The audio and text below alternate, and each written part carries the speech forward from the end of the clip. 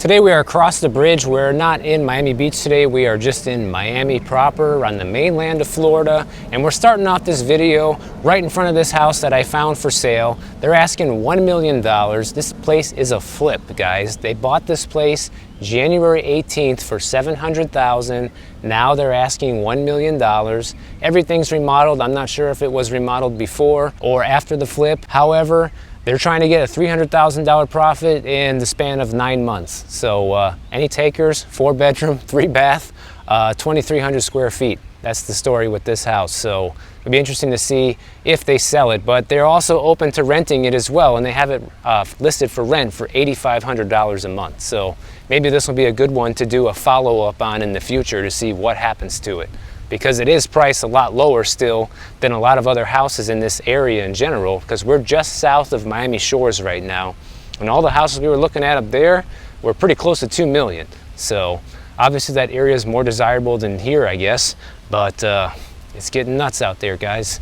Let's see if they can flip this place. Right now, all across the country, Americans are getting completely squeezed. And if we're being honest, guys, it's not just Americans. This is happening all across the world right now. But I want to go over this study and survey that was done on Americans about, what they're planning to do now that we're in this recession and everything is going through the roof when it comes to expenses and things like that. So I want to talk about how this is affecting people and what people are planning to do right now to basically mitigate the higher cost of living that we have now. 92% of the people from this study say that they are feeling some sort of financial pain right now, and 1/5 of them say that they're being hurt by the rising cost of rent, the rising cost to borrow for a mortgage, the rising costs for car loans, and also they're starting to back off on things like going to the movies and doing takeout and things like that, starting to cook more dinners at home.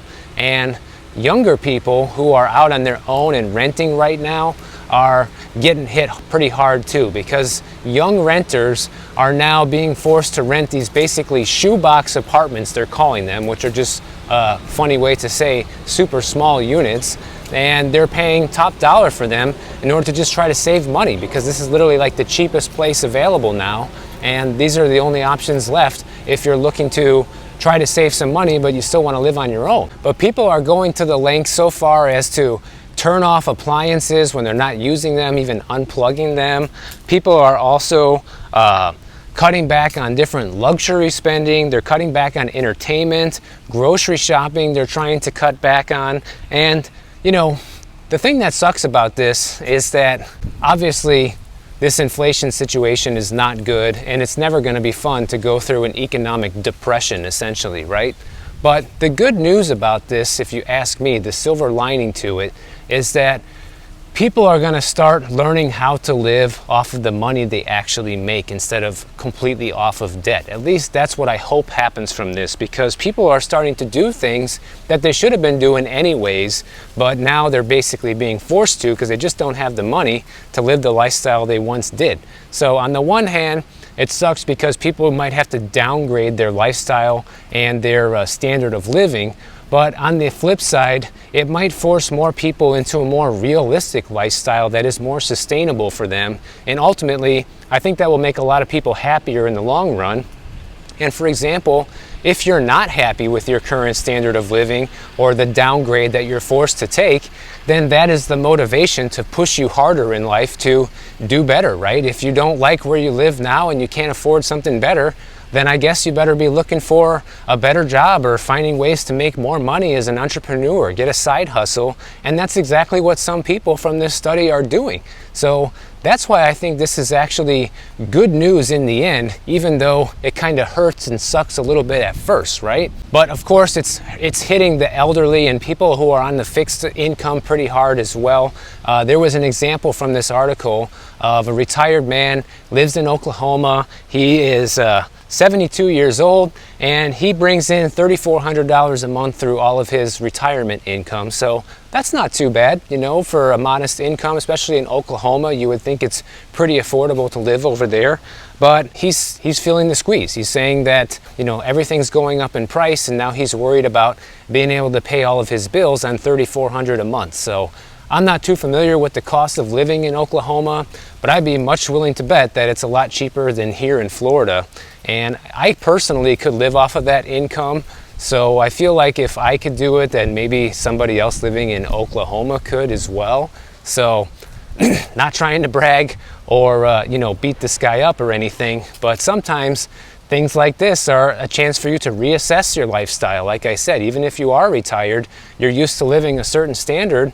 Well, if you don't want to go back to work or you don't want to get another income coming in, then you don't really have a choice, guys. But some of the things that people say they're going to start doing is they're going to reduce the amount of times they go out to eat per week. They say they're going to stop taking vacations for now. They say they're going to sell their car, use public transportation. They're not going to buy the latest tech. They're not going to buy the latest iPhones. They're going to shop around if they need to do any home improvement projects and try to get the best quote for things. And some people are starting side hustles. Like, for example, in this article, there was a woman who said she's starting a small arts and crafts business, which is a great way to make some extra income, especially from a hobby. So I think this is a great time for people to realize the opportunity to keep up with this lifestyle if you want it, or reassess, whether or not working all these extra hours and making the extra money is going to be worth it to keep your standard of living, or if it would just be easier to take a downgrade, guys.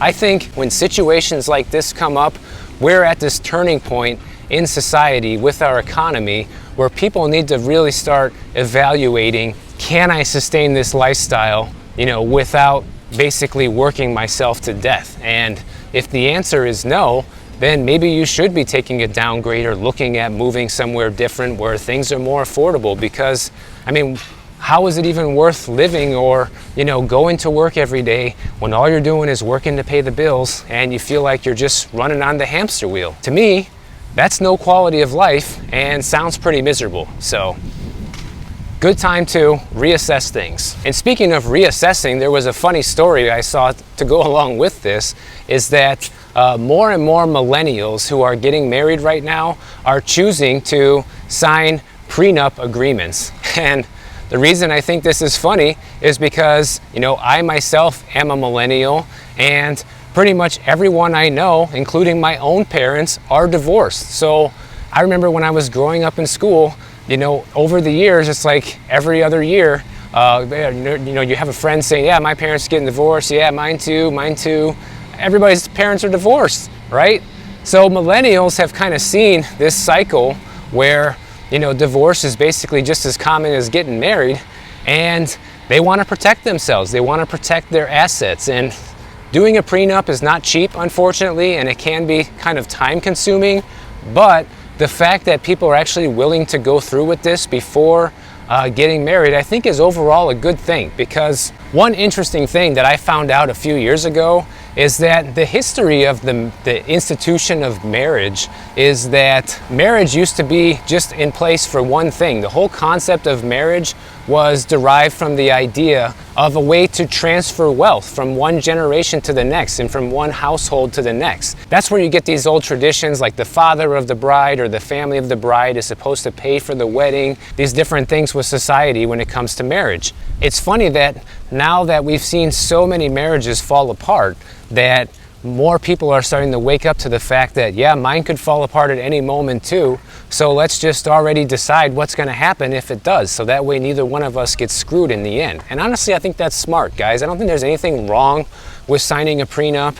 And if you're in one of these situations where your husband or your wife-to-be, says, oh, why do you need a prenup? You don't trust me and this and that, then I think that's already a big red flag that maybe you shouldn't even get married to begin with, right? Because if you really trust each other and you just want to be together, then you shouldn't care about signing a prenup, because if you're not getting married for the money, then you shouldn't be worried about what kind of money you're going to get if you get divorced, right? So, seems like pretty logical to me. Oh, by the way, I didn't see this the first time we passed by here. This place is for sale. Let's see what we got here. They actually just took it off the market a few days ago because these guys were reaching for the stars, asking originally 3.4 million, then lowering it to 2.9 and no takers. The next thing, guys, which I just love talking about, you guys probably know this by now, is remote work. Every time I see a new story on remote work, I like reporting on it because it is a pretty new phenomenon. I know people have been remote working for, a couple decades, depending on which industry or which job you're in. But for a lot of people, remote work is still a pretty new phenomenon and has been used more as like a temporary measure due to the pandemic than, basically being like the norm of the company. And there's all this push-pull going on right now between employers and employees that, the employers want people to come back to the office and employees are saying, no, it's not necessary. I don't need to be there. If you send me back, I'll quit, find somewhere else that lets me work remote. Okay, fine, whatever. There was a recent survey done by Microsoft to employers to see how they feel about remote work and these new hybrid schedules that companies are introducing, like maybe you only come in 2 or 3 days a week to the office, stuff like that. So an astounding 49% of managers that were surveyed said they are struggling to trust their employees to turn in their best work if they don't come into the office, versus managers that were surveyed who actually have all their employees come into the office. They're not in a remote work situation. Only 36% of those managers said that they're worried about this. So clearly, there are trust issues going on right now with different managers of companies that have, this hybrid remote work schedule. They're afraid that people aren't putting in the most effort that they could be. But when they talk to the employees, their rebuttal to this is not just about productivity, but they're saying, what is the incentive for me to come back into the office if I can actually do my job from home, which I've been doing, I don't have a reason to want to come back. A lot of people actually said the social experience with their colleagues and the camaraderie at work is something that they've been missing. So if they were to come back to the office, that this would be one of the top reasons for them to actually come back, is to be hooked back up with the social network of the people at work. Essentially, if they could be guaranteed that their coworkers would be in the office at the same time as them and they could have the water cooler talk, then people will be more likely to come back. So let me know what you guys think about this, because I know a lot of you work remote jobs who watch these videos, and let me know if that would be enough for you to want to go back to the office. And in the UK, what they're doing with people that are coming back to the office, they are experimenting with a shorter work week now, basically shortening up the work week from 5 days to 4 days, which I think is actually good. I mean, people need a break, guys, and having that extra day off can really add up to your quality of life and maybe be even a motivating factor to maybe want to work somewhere if you know you're not going to have to work quite as much and it's not going to have a huge impact on the pay that you make. So I think overall that could be a good thing, and they say that they're trying this out at some companies over there for like a 6-month trial, and so far the results have been looking pretty good and most of them might continue with that. So I think the good thing about this whole world getting turned upside down is it has made us reevaluate the way we think about things, the way we do things, and is going to force us to do things better in life and in the world in general when it comes to work like this, when it comes to affording a place to live, where it comes to, where are you going to live, where it comes to your job, what you do for a living, the way you spend your money. Everything now is changing, and this is no better time in history than to just reevaluate your situation and see if you're really doing the right thing for yourself in life, and if you're happy with your standard of living, if you're happy with your job, are you happy with your spouse, are you happy with everything? This is your chance, guys. Another thing I like to cover every time I see a new story about it is rent control. And St. Paul, Minnesota is having big problems right now with their rent control laws because they recently voted on their ballot last year to, implement these really tough rent control laws. But what they found out, guys, is these new laws for rent control that they implemented have had devastating consequences on the amount of permit applications for new developments. So much so that they're looking at reevaluating the rent control laws that they did put into place, because all of the developers that were going to build something new and the people who are going to be financing these projects have completely bailed. They're not interested no more. And why does that matter? It matters because how do you get more affordable housing, guys? You need more inventory. And when you're scaring away builders and developers that don't even want to build in your town anymore because your rent control laws are too strict, well, obviously that's a huge slap in the face for the city of St. Paul, and they're basically to the point where they have no choice but to rearrange these laws. And the people that voted yes on this are not happy about it, because they're saying they're going to change so many things that it's like we don't even have the rent control laws, which isn't true, but that's what people are worried about who voted for this. And another thing that actually happened is once people got wind of this new rent control laws coming, landlords already spiked the rent before the new laws went into place. And they put in new expenses for people to pay, like utility expenses and things that weren't there before, because after these laws take place, they'll only be able to raise the rent by about 3% a year, and they won't be able to add new utility expenses and things like that that can contribute to helping out with the maintenance costs on the property. So now what they're basically doing is they're rearranging it all to where now if you have a building that's less than 20 years old, it's going to be completely exempt from the rent control. And also they're changing the cap from 3% up to 8% plus inflation, so you can still raise the rent by that amount, but you need to file paperwork and all of this to, confirm that these increases are justified and all of that. And still landlords aren't happy with the amount of red tape that needs to be done just to be able to raise rent on their own property. Got another one for sale here. Wow, these guys have been trying on and off to sell this place for years. Literally since 2014, they've listed it for sale almost every year at a higher and higher price, and nobody has bought it since then. So the thing is, any place that's kind of looking at putting into place new rent control laws, they should be looking at places like St. Paul right now and look at what's happening. They're having developers basically skip town because they're afraid of being subject to these new rules. But it sounds like maybe they'll come back now, because if buildings that are 20 years old or less are exempt from the rent control, then they should still be able to build something and charge whatever they want, and they also can increase the rent as much as they want year over year as well.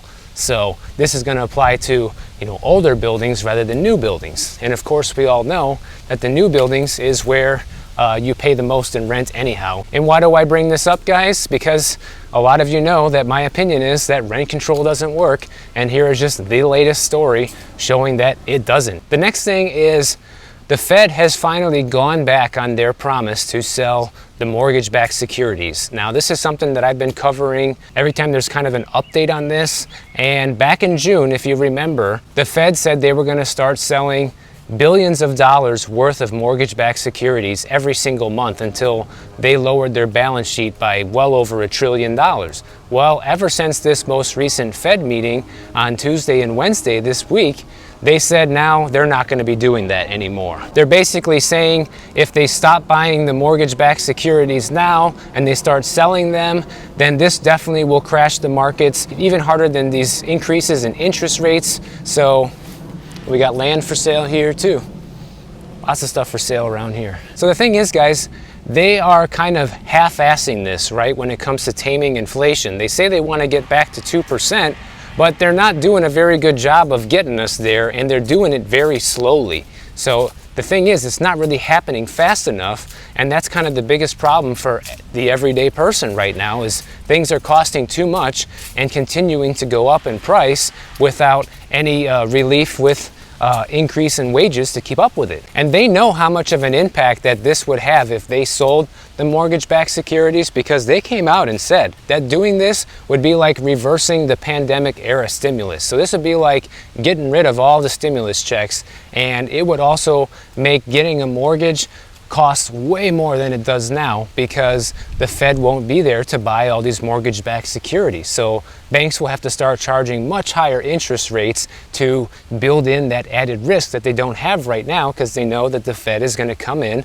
and buy their mortgages. So what they're doing now is their new plan is they went from guaranteeing that they're going to sell these to hanging on to it in their back pocket. And they're basically looking at this as something that they might need to do in the future if the interest rate hikes aren't enough to curb inflation. So they're going to try these interest rate hikes first to see where that goes and see where the economy goes. And then if it's still not enough, then they say they're going to start getting rid of these mortgage-backed securities. So yet another lie that we were told that something that was supposed to happen, it's not happening.